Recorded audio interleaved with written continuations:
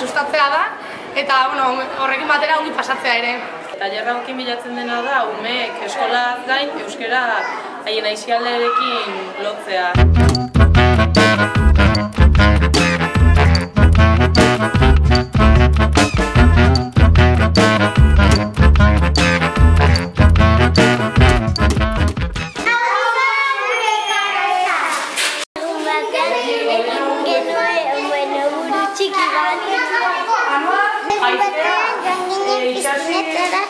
Eta hotzak eta beroa jolastu genuen.